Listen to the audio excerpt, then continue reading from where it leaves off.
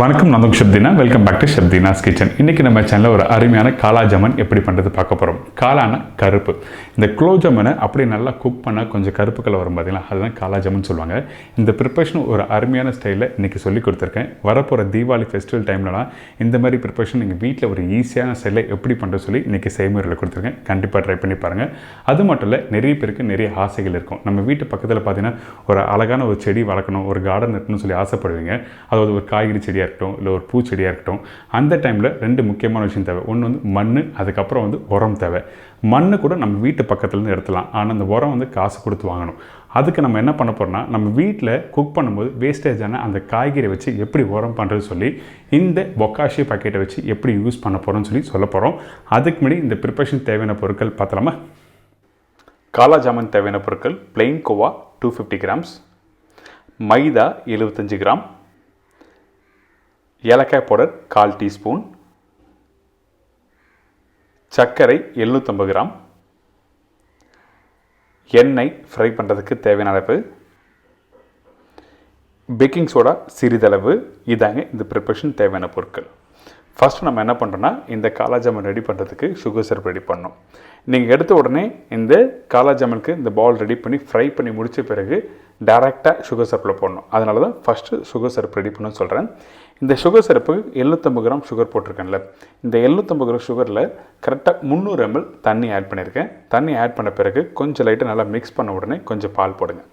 எதுக்காக இந்த பால் போட்டிருக்கேன்னா, அந்த சக்கரையில் இருக்க அழுக்கெல்லாம் எடுக்கிறது தான் இந்த பால் போட்டிருக்கோம். இந்த பால் போட்ட பிறகு நல்லா மிக்ஸ் பண்ணுங்கள். இந்த மாதிரி நல்லா கொதி வர டைமில் கரெக்டாக நம்ம வீட்டில் இருக்க டபுள் ஸ்டெயினர், அதாவது வீட்டில் டீ ஸ்டெயின் இருக்குது பார்த்தீங்களா, அந்த டீ ஸ்டெயினில் இந்த மாதிரி ஸ்டெயின் பண்ணி எடுத்துருங்க. ஃபஸ்ட்டு நீங்கள் எடுக்கும்போது நல்லா க்ளீன் பண்ணி எடுத்துலாம். அதுக்கப்புறம் திருப்பியும் கொதிக்க விடும்போது மீதி உள்ள அழுக்கு எல்லாமே வந்துடும். இந்த மாதிரி தான் ஸ்டெயின் பண்ணி எடுத்துக்கணும். பார்த்தீங்களா எந்த அளவுக்கு அழுக்கு இருக்குன்னு. இப்போ பாருங்கள், திருப்பி நல்லா கொதிக்க விடுறேன். மீதி உள்ள அந்த அழுக்கு எல்லாமே இந்த மாதிரி எடுத்துருங்க. இந்த மாதிரி சுகர் சிரப்பை க்ளீன் பண்ணாமல் இந்த ப்ரிப்பரேஷன் கம்ப்ளீட் பண்ணினா இந்த காலா ஜாமுன் மேலே ஒரு சின்ன கோட்டிங் வந்த மாதிரி இருக்கும். அது நீங்கள் சாப்பிடும்போது ஃபீல் பண்ணுவீங்க, நல்லா இருக்காது. அதனால தான் இந்த மாதிரி க்ளீன் பண்ணி முடித்த பிறகு சுகர் சிரப்பு ரெடி ஆகிடுச்சா பார்க்க போகிறோம். இப்போ பாருங்கள், கரெக்டாக ஒரு கம்பி பதம் அளவுக்கு நீங்கள் கரெக்டாக எடுத்துருக்கணும். திக்கான சுகர் சிரப்பும் வேண்டாம், அதாவது 2 கம்பி பதம், ஒரு கம்பி பதம் கீழேயும் வேண்டாம். இந்த மாதிரி கரெக்டாக ஒரு கம்பி பதம் அளவுக்கு வந்த பிறகு நம்ம இந்த சுகர் சிரப்பு தனியாக எடுத்து வச்சுருவோம். இதுக்கு பிறகு பிளெயின் கோவா. இந்த பிளெயின் கோவாவை நீங்கள் ஜஸ்ட் லைட்டாக கட்டிங் போர்டில் போட்டு நல்லா ஈவனாக ஸ்ப்ரெட் பண்ணுங்கள். அதுக்கு பிறகு கொஞ்சோண்டு பேக்கிங் சோடா ஆட் பண்ணுறோம். அதிகமான குவான்டிட்டி வேண்டாம். அதிகமாக போட்டால் ரொம்ப சாஃப்டாக வந்து உங்களுக்கு வந்து கரெக்டான அந்த ஷேப் வராது. கொஞ்சம் ஏலக்காய் பவுடர், கொஞ்சம் தண்ணி ஆட் பண்ணி நல்லா மிக்ஸ் பண்ணுங்கள். இப்போ எப்படி மிக்ஸ் பண்ணுற பாருங்கள். நடுப்பகுதியில் கரெக்டாக இந்த மாதிரி மிக்ஸ் பண்ணால் அந்த பேக்கிங் சோடா ஏலக்காய் பவுடர் கரெக்டாக ஈவனாக மிக்ஸ் ஆகிருக்கும். அப்போ தான் உங்களுக்கு வந்து ஃப்ரை பண்ணி எடுக்கும்போது சாஃப்டாக வரும். அப்படிலாம் ஒன்று சாஃப்டாக இருக்கும், ஒன்று ஹார்டாக இருக்கும். இந்த மாதிரி நல்லா மிக்ஸ் பண்ணி எடுத்துருங்க. எடுத்த பிறகு நம்ம என்ன பண்ணுறோம், மைதா 75 கிராம் மைதா இதில் ஆட் பண்ணுறோம். மைதா கரெக்டாக உங்களுக்கு வந்து ஒரு கொஞ்சம் அந்த டெக்ஸ்சர், திக்கான டெக்ஸ்சர் கொடுக்க தான் மைதா யூஸ் பண்ணுறோம். இந்த மைதா போட்ட பிறகு அழுத்தி மாலிஷ் பண்ண வேண்டாம். கையில் 4 விரல் வச்சு நல்லா மிக்ஸ் பண்ணுங்கள். அழுத்தி பண்ண வேண்டாம், அப்படி பண்ணால் கண்டிப்பாக ஹார்ட் ஆகும். இந்த மாதிரி 4 விரல் வச்சு நல்லா ஸ்மாஷ் பண்ணி விடணும். அதாவது வீட்டில் வெள்ளை சாதத்தை எப்படி நீங்கள் ஸ்மாஷ் பண்ணுவீங்க அந்த மாதிரி ஸ்மாஷ் பண்ணி எடுத்திங்கன்னா ரெடி. இப்போது ஒரு பகுதி எடுத்து நம்ம என்ன பண்ணுறோம்னா, உள்ளங்கையில் வச்சு ரோல் பண்ணுறோம். இந்த மாதிரி பண்ணும்போது உங்களுக்கு ப்ராப்பராக அந்த ஷேப் கிடைக்கும். அதனால இந்த மாதிரி ரோல் பண்ணிவிட்டு அதுக்கப்புறம் வீட்டில் இருக்க கிச்சன் மேடையில் போட்டு இந்த மாதிரி ரோல் பண்ண ஆரம்பிங்க. பண்ணி முடித்த பிறகு நம்ம என்ன பண்ணோம், சின்ன சின்ன பீஸாக கட் பண்ண போகிறோம். அப்போ தான் கரெக்டான ஷேப் கிடைக்கும், கரெக்டான சைஸ் கிடைக்கும். அதனால தான் இந்த மாதிரி ஸ்டெப் பை ஸ்டெப்பாக பண்ணுறேன். நீங்கள் வீட்டில் பண்ணும்போது கரெக்டாக பண்ணுங்கள். இந்த இடத்துல கவனமாக கவனிக்கணும். உள்ளங்கையில் வச்சு நல்லா அழுத்தி ப்ரெஸ் பண்ணுங்கள். ப்ரெஸ் பண்ணி முடித்த பிறகு மெதுவாக நீங்கள் ரிலீவ் பண்ணணும். அப்போ தான் உங்களுக்கு வந்து ப்ராப்பராக ஷேப் கிடைக்கும். எடுத்த உடனே நீங்கள் அழுத்தி ப்ரெஸ் பண்ணால் அந்த பால் வந்து கரெக்டாக ஒன்றோட ஒன்று சேர்ந்து கரெக்டாக ஷேப் கிடைக்கும். இப்போ பார்த்தீங்களா கரெக்டாக வந்திருக்கு. வெடிப்பு இல்லாமல் கரெக்டாக ரோல் பண்ணிக்கணும். அப்போ தான் ஆயில் ஃப்ரை பண்ணும்போது கரெக்டாக வரும். இப்போ எல்லாத்தையும் ரோல் பண்ணி வச்சாச்சு. ரோல் பண்ணதை நம்ம என்ன பண்ணுறோம், ஆயிலில் ஃப்ரை பண்ண போகிறோம். பயோட்ராப்ஸ் பொக்காஷே பக்கெட், இந்த பக்கெட் வச்சு தான் எப்படி உரம் பண்ணுறது பார்க்க போகிறோம். பயோட்ராப் பொக்காஷே பக்கெட் ஓப்பன் பண்ணால் யூசர் மேனுவல் கொடுத்துருப்பாங்க. இந்த யூசர் மேனுவல் வந்து எப்படி இந்த வெஜிடபிள்ஸை கரெக்டாக ப்ராசஸ் பண்ணுறது, அதாவது இந்த வெஜிடபிள்ஸ்லாம் போட்டு எப்படி உரமாக ஆக்குறது சொல்லி உங்களுக்கு ஸ்டெப் பை ஸ்டெப்பாக உள்ளே ஓப்பன் பண்ண கொடுத்துருப்பாங்க. இந்த மாதிரி நீங்கள் கரெக்டாக வெஜிடபிள்ஸ் எப்படி போடணும், எப்படி போடக்கூடாது சொல்லி ப்ராப்பரான ஸ்டைலில் உங்களுக்கு சொல்லி கொடுத்துருக்காங்க. இதுக்கு பிறகு நீங்கள் பேக் சைடில் பார்த்தீங்கன்னா என்ன மாதிரி வேஸ்டேஜ் போடலாம், என்ன மாதிரி வேஸ்டேஜ் போடக்கூடாது சொல்லி கரெக்டாக கீழே கொடுத்துருக்காங்க. இந்த இடத்துல இதுக்கு பிறகு இந்த பொக்காஷி கம்போஸ்ட் பவுடர் கொடுத்துருக்காங்க. அதாவது இந்த வெஜிடபிள்ஸ் போட்ட பிறகு இந்த கம்போஸ்ட் பவுடர் இதில் யூஸ் பண்ணோம். இதுக்கு பிறகு இங்கே ஒரு பிளாஸ்டிக்கில் தட்டு மாதிரி கொடுத்துருக்காங்க, அதை ப்ரெஸ் பண்ணுறதுக்கு. அதாவது இந்த வெஜிடபிள்ஸ் போட்டு ஈவனாக ஸ்ப்ரெட் பண்ணுறதுக்கு இந்த பிளாஸ்டிக் கொடுத்துருக்காங்க. இதுக்கு பிறகு இந்த ஸ்ட்ரெயினர் ஒன்று கொடுத்துருக்காங்க, அதாவது ஃபில்டர் பண்ணுற மாதிரி பிளாஸ்டிக்கில் ஒன்று இருக்குது. அப்புறம் இந்த பாக்கெட்டில் வெல்லம் இருக்குது. இது எப்படி இப்போ யூஸ் பண்ணுறதுன்னு சொல்லி பார்க்க போகிறோம். இப்போ ஃபஸ்ட்டு நம்மக்கிட்ட இருக்க இந்த வெல்லத்தை கட் பண்ணி எடுத்துருக்கோம். கட் பண்ணி எடுத்த பிறகு உள்ள வெல்லம் இந்த மாதிரி தூளாக இருக்குது பார்த்தீங்களா. இந்த வெல்லத்தை நம்ம என்ன பண்ணோம்னா இந்த மாதிரி கீழ் பகுதியில் கீழே இப்படி போடுங்க. இதுக்கு பிறகு இந்த ஃபில்டர் இப்போ எப்படி யூஸ் பண்ண போகிறோம்னா டேரெக்டாக இப்படி ப்ளேஸ் பண்ணுறோம். இதுக்கு பிறகு இந்த வெஜிடபிள்ஸ் எல்லாம் மேலே போடுவோம். இந்த வெஜிடபிள்ஸ் போட்ட பிறகு ஒரு 3 to 4 days கழித்து பார்க்கும்போது அழுக ஆரம்பிக்கும். அழுகுனா அந்த தண்ணி எல்லாமே இறங்கும் இந்த ஃபில்டர் மூலிமா. இந்த தண்ணி இறங்குது சொல்லுவோம் பார்த்தீங்களா, அந்த தண்ணி தான் என்ன சொல்லுவாங்கன்னா ஒரு 3 days கழித்து பார்க்கும்போது பொக்காஷி டீ சொல்லுவாங்க.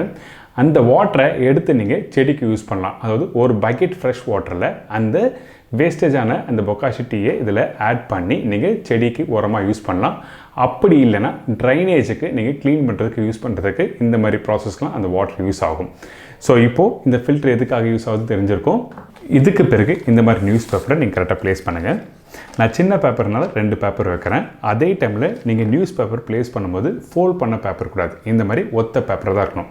இந்த மாதிரி ப்ராப்பராக நீங்கள் அரேஞ்ச் பண்ணி முடித்த பிறகு கட் பண்ண இந்த வெஜிடபிள்ஸ் தான் நம்ம வந்து உரமாக ஆக்க போகிறோம். அதனால் இந்த வேஸ்டேஜை வந்து நம்ம என்ன பண்ணுறோம், டைரெக்டாக இந்த பேப்பர் மேலே இப்படி ப்ளேஸ் பண்ணுறோம். இந்த வெஜிடபிள்ஸ் போட்ட பிறகு நம்மக்கிட்ட இருக்க இந்த பிளாஸ்டிக் பார்த்தீங்கன்னா நம்ம டேரெக்டாக கையை விட்டு நம்ம மிக்ஸ் பண்ணுறதுக்கு பதிலாக இந்த மாதிரி பிளாஸ்டிக் வச்சு ஈவனாக ஸ்ப்ரெட் பண்ணிவிட்டு அதுக்கப்புறம் அடுத்த நாள் நீங்கள் வெஜிடபிள்ஸ் போடணுன்னா இந்த மாதிரி கரெக்டாக ப்ரெஸ் பண்ணி ஈவனாக்கின பிறகு இந்த பொக்காஷி கம்போஸ்ட் மேக்கர் வந்து இந்த வேஸ்டேஜான வெஜிடபிள்ஸ் மேலே போட போகிறோம். ஓப்பன் பண்ணுங்கள். ஓப்பன் பண்ணி முடித்த பிறகு இந்த மாதிரி 2 ஸ்பூன் அளவுக்கு நம்ம என்ன பண்ணுறோம், மேலே போடுங்க. 2 ஸ்பூன் போட்டிருக்கணும். நீங்கள் குவான்டிட்டி அதிகமாக போட்டு நீங்கள் 1 டேபிள் ஸ்பூன் இல்லை 1 டேபிள் ஸ்பூன் போட்டால் உங்களுக்கு வந்து ஸ்மெல் வர ஆரம்பிக்கும். அதனால் 2 டேபிள் ஸ்பூன் நீங்கள் போடுங்க. அதே டைமில் குவான்டிட்டி அதிகமாக வெஜிடபிள்ஸ் போடாது, கம்மியான குவான்டிட்டி போட்டு இந்த பவுடரை போட்டு லேயராக வச்சா தான் உங்களுக்கு வந்து கரெக்டாக உரமாக ஆகும். சரிங்களா, இப்போ ரெடி ஆகிடுச்சு. இதுக்கப்புறம் நீங்கள் அடுத்த நாள் யூஸ் பண்ணும்போது கரெக்டாக க்ளோஸ் பண்ணுறங்க. அடிக்கடிக்கு ஓப்பன் பண்ணணும். நீங்கள் எப்போ வீட்டில் வெஜிடபிள் வேஸ்டேஜ் வருதோ அந்த டைமில் ஓப்பன் பண்ணி இந்த மாதிரி பண்ணணும். சரிங்களா, அடுத்த நாள் திருப்பியும் இந்த மாதிரி வெஜிடபிள்ஸை இது மேலே ப்ளேஸ் பண்ணுறோம். பொக்காஷி கம்போஸ்ட் மேக்கர் வந்து கரெக்டாக 2 டேபிள் ஸ்பூன் போடுறோம். நீங்கள் போடும்போது ஈவனாக ஸ்ப்ரெட் பண்ணிருக்கணும். இந்த மாதிரி தான் நீங்கள் டெய்லியும் ப்ராசஸ் பண்ணணும். பர்டிகுலராக இந்த அளவுக்கு குவான்டிட்டி வந்த பிறகு நீங்கள் கரெக்டாக இந்த மூடியை போட்டு டைட்டாக க்ளோஸ் பண்ணுறங்க. டைட்டாக க்ளோஸ் பண்ணி முடித்த பிறகு 15 நாள் கழித்து நீங்கள் ஓப்பன் பண்ணினா இந்த மாதிரி தான் ஃபங்கஸ் ஆஃப் ஓப்பன் ஆகிருக்கும்.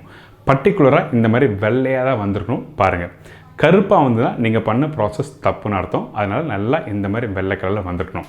இதுக்கு பிறகு நம்ம வீட்டு கார்டனில் போய்ட்டு மண் எடுத்து, அதாவது பள்ளம் எடுத்த பிறகு இதை அப்படியே உள்ளே போட்டு புதைச்சிட்டு அதுக்கப்புறம் செடி வச்சுன்னா ஒரு அருமையான பூச்செடியோ காய்கறி செடியோ நல்லா வளரும். அது மட்டும் தாங்க, சென்னையில் ஸ்ட்ரீட் வந்து டஸ்ட்பின் வச்சுருப்பாங்க, அதாவது குப்பை தொட்டி வச்சுருப்பாங்க. நம்ம ஈஸியாக வந்து நம்ம குப்பையை வந்து டெலிவரி பண்ணுறோம். இதே பெங்களூர் சிட்டியில் பார்த்தீங்கன்னா 2 days once வந்து தான் வந்து இந்த குப்பையெல்லாம் கிளியர் பண்ணுவாங்க. அந்த டைமில் நிறைய பேர் என்ன பண்ணுறாங்கன்னா இந்த மாதிரி பொக்காஷியா பக்கெட்டை வச்சு நீங்கள் கரெக்டாக வந்து உரமாக்கி 15 days கழிச்சு போடுவாங்க. அந்த டைமில் வீட்டில் ஸ்மெல் வருமா கேட்டிங்கன்னா கண்டிப்பாக ஸ்மெல் வராது. பர்டிகுலராக நீங்கள் வெயிலில் வைக்கக்கூடாது, வீட்டு உள்ளதாக இருக்கணும். ரூம் டெம்பரேச்சரில் இருந்தால் தான் உங்களுக்கு ஸ்மெல் வராமல் கரெக்டாக இருக்கும். அடுத்த இடமும் கவனிக்க வேண்டிய இடம், முக்கியமான இடம் இது என்ன கேட்டால், இந்த ஆயில் கடலை போட்ட உடனே உங்களுக்கு அந்த பபுள்ஸ் வரல பார்த்தீங்களா, இந்த மாதிரி தான் இருக்கணும். போட்ட உடனே பபுள்ஸ் வந்ததுன்னா உங்களுக்கு எண்ணெய் சூடாக இருக்குது. அப்படி இருந்துன்னா உங்களுக்கு வந்து மேலே கலர் வந்துடும், உள்ளே வேகாது. அதனால இந்த மாதிரி ஸ்லோ ஃப்ளேமில் வச்சு நீங்கள் ஃப்ரை பண்ணணும். இதுக்கு பிறகு இந்த மாதிரி ஜார்னி எடுத்துக்கோங்க. ஜார்னி எடுத்து ஆயிலில் இந்த மாதிரி டிப் பண்ணி எடுக்கும்போது உங்களுக்கு வந்து ஆயில் ரொட்டேட் ஆகும். அந்த டைமில் இந்த காலா ஜாமுன் நல்லா சீக்கிரமாக வெந்து வரும். அதனால இந்த மாதிரி பண்ணுறோம். அது மட்டும் இல்லை, இந்த இடத்துல பாருங்கள், அந்த ஆயிலில் ஃப்ரை பண்ணும்போது அந்த பபுள்ஸ் வந்து வரல பார்த்தீங்களா. ஸோ அதனால் இந்த மாதிரி நீங்கள் கரண்டி எடுத்து நீங்கள் ஆயில் அப்படி திருப்பி விடும்போது உங்களுக்கு அந்த சூடு தன்மை கரெக்டாக வந்து அந்த காலா ஜாமுனில் ஸ்ப்ரெட் ஆகும். அதனால் இந்த மாதிரி ஸ்டெப் பை ஸ்டெப்பாக வீட்டில் பண்ணுங்கள். இப்போ பாருங்கள், அந்த காலா ஜாமுன் வேக ஆட்டோமேட்டிக்காக மேலே வர ஆரம்பிக்கும். இந்த மாதிரி தான் வரணும். நீங்கள் வீட்டில் ஜார்னியோ இல்லை ஒரு கரண்டியோ எடுத்து நீங்கள் மேலே வர மாதிரி பண்ணக்கூடாது. ஆட்டோமேட்டிக்காக மேலே வரணும். இந்த மாதிரி தான் ப்ராசஸ் கரெக்டாக வீட்டில் பண்ணவும் வரணும். நிறைய பேர் வந்து நீங்கள் வீட்டில் காலா ஜாமுன் பண்ண உடையிறது, அதுக்கப்புறம் உள்ளே சாஃப்டாக இருக்குது மேலே ஹார்டாக இருக்குது, அதுக்கப்புறம் மேலே சாஃப்டாக இருக்குது உள்ளே ஹார்டாக இருக்குது, இந்த மாதிரிலாம் ஃபேஸ் பண்ணிடல ப்ராப்ளம். அதுக்கு இந்த மாதிரி ஸ்டெப் பை ஸ்டெப்பாக வீட்டில் பண்ணுங்கள். கரெக்டான காலா ஜாமுன் குலோப் ஜாமுன் வீட்டில் பண்ண முடியும். குலோப் ஜாமுனும் இதே மெத்தட் தான், ஆனால் கொஞ்சம் குக்கிங் டைம் வந்து கம்மியாக இருக்கும். இதே காலா ஜாமுன் குக்கிங் டைம் அதிகமாக இருக்கும். இப்போ கலர் கொஞ்சம் கொஞ்சமாக மாறுது பார்த்தீங்களா, அந்த டைமில் இந்த மாதிரி ஸ்ட்ரைனர் வச்சு ரொட்டேட் பண்ண ஆரம்பிக்கலாம். இந்த இடத்துல மட்டும்தான் நான் வந்து ஸ்டார்ட் பண்ணியிருக்கேன் இந்த மாதிரி ரொட்டேட் பண்ணுறதுக்கு. அதுக்கு முன்னாடி வந்து கரண்டியோ இல்லை ஜார்னியோ யூஸ் பண்ணவே இல்லை. சரிங்களா? இப்போது நீங்கள் ரொட்டேட் பண்ண ப்ராப்பரான ஸ்டைலில் இந்த மாதிரி காலா ஜாமுன் கலர் மாற ஆரம்பிக்கும். இப்போ பாருங்கள், கரெக்டாக கொஞ்சம் அந்த கோல்டன் ப்ரௌன் கலர் வருதா, இந்த ஸ்டேஜ் தான் குலோப் ஜாம் ஸ்டேஜ். இந்த மாதிரி வர டைமில் நீங்கள் எடுத்துலாம். இதே வந்து கொஞ்சம் அதிகமாக குக் பண்ண காலா ஜாமுன் ப்ராப்பராக குக் பண்ணுங்கள். ஹை ஃப்ளேம் வச்சு குக் பண்ணக்கூடாது, மீடியம் ஃப்ளேம் அப்படின்னா லோ ஃப்ளேம். உங்களுக்கு அந்த பபுள்ஸ் ரொம்ப கம்மியாகிடுச்சுன்னா அப்போது மீடியம் ஃப்ளேம் வரலாம். அப்படி பபுள்ஸ் லைட்டாக வர மாதிரி இருந்ததுன்னா லோ ஃப்ளேம் வச்சு குக் பண்ணுங்கள். இப்போ கலர் கரெக்டாக வருது. இந்த ஸ்டேஜில் நம்ம எடுக்க வேண்டியதான். இப்போ ரெடி ஆகிடுச்சு, ஆல்மோஸ்ட் இப்போ ரெடி ஆனதை நம்ம என்ன பண்ணுறோம், லோ ஃப்ளேம் வச்சுட்டு அப்படியே எடுத்து சுகர் சிரப்பில் போட போகிறோம். இப்போது இந்த சுகர் சிரப்பு வச்சுருக்கோம்ல, நம்ம ஏற்கனவே ரெடி பண்ணி வச்சுருக்க சுகர் சிரப்பை ரெண்டாக நான் பிரிச்சிருக்கேன். அதாவது ஒன்று வந்து தின் சிரப்பு, ஒன்று வந்து திக் சிரப்பு. எதுக்காக இந்த தின் சிரப்பு ரெடி பண்ணுறேன்னா, ஃப்ரை பண்ணுற அந்த காலா ஜாமுன் அப்படியே எடுத்து போய் தின் சிரப்பில் போட்டோன்னா உங்களுக்கு சீக்கிரமாக வந்து சுகர் சிரப்பு இறங்க ஆரம்பிக்கும். அதனால தான் ஃபஸ்ட்டு தின் சிரப்பில் போடணும்னு சொல்கிறேன். இதே நீங்கள் வீட்டில் சுகர் சிரப்பு ஒரு விதமாக தான் ரெடி பண்ணியிருப்பீங்க. அந்த சுகர் சிரப்பில் போட்ட பிறகு 3 to 4 hours கழிச்சு தான் நீங்கள் ஊறின பிறகு சாப்பிட முடியும். ஆனால் இந்த மாதிரி பண்ணிங்கன்னா சுகர் சிரப்பு ரெடியான பிறகு 2 விதமாக பிரிக்கணும். ஒன்று தின் சிரப்பு, ஒன்று திக் சிரப்பு. தின் சிரப்பில் கரெக்டாக ஒரு 10 நிமிஷம் நீங்கள் போட்டு நீங்கள் கரெக்டாக ஊற வச்சு நீங்கள் எடுத்து அதுக்கப்புறம் திக் சிரப்பில் போட்டிங்கன்னா உடனே சாப்பிட்லாம். அதனால தான் இந்த மாதிரி ஸ்டெப் பை ஸ்டெப்பாக பண்ணுறோம். நீங்கள் வீட்டில் ஈஸியாக பண்ணுறதுக்கு இந்த மாதிரி சின்ன சின்ன ஐடியாஸ்லாம் கொடுக்குறேன். கண்டிப்பாக ட்ரை பண்ணி பாருங்கள்.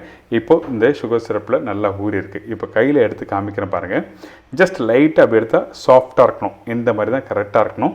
அதுக்கப்புறம் உடச்சி காமிக்கிறேன் ஃபைனலாக திக் சிரப்பில் போட்ட பிறகு. இப்போ ரெடி ஆகிடுச்சில் இதை அப்படியே எடுத்து நம்ம என்ன பண்ணுறோம், திக் சிரப்பில் போட போகிறோம். இப்போ இந்த போட்டு திக் சிரப்பில் கரெக்டாக 20 minutes கழித்து நீங்கள் எடுத்து சாப்பிட்டீங்கன்னா ஒரு அருமையான காலா ஜாமுன் ரெடி.